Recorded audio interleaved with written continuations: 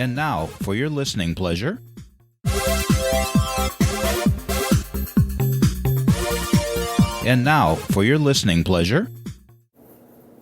Hi there, everybody. It's Love Moments Day, and I want to share with you I was thrown for a loop this week when a friend wrote to say the woman she was living with since her divorce, a friend of 40 years, had suddenly severed their friendship, and she was in shock. So today, it's about love hurts.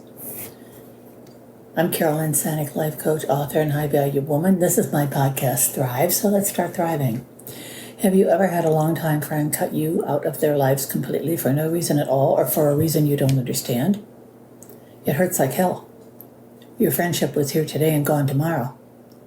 You find yourself wondering why it happened and how you could not have seen it coming. It shocks you. There's a difference between drifting apart and suddenly being cut off. It is always one-sided, leaving the other person quite blindsided. The damage usually can't be reversed, and both parties rarely become friends again.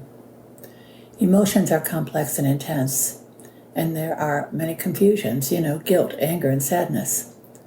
The thing is, if you have looked closely, you might have seen it coming. I did. I saw it coming. I just actually couldn't wait for it to happen. I pushed the button.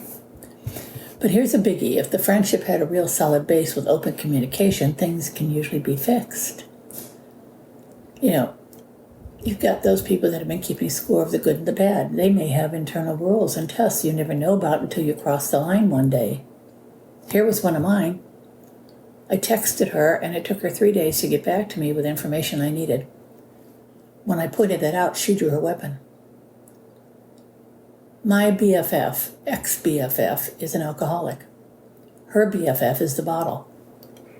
If I ever said anything about her drinking, her defenses went sky high. Near the end of the friendship, she actually gave me a time we could talk, a time period. She actually gave me a time period. We were best friends for, close to 30 years. It was Sunday morning while she was ironing her work clothes for the next week. And at first I went along with it until I couldn't.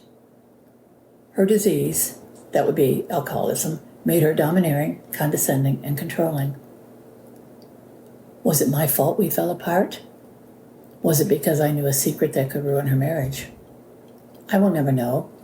And at this point in my life, I don't care. I just thought it was time to talk about this topic on Love Moments Day because love can hurt, and it does happen to all of us. So if it's happened to you, you're not alone.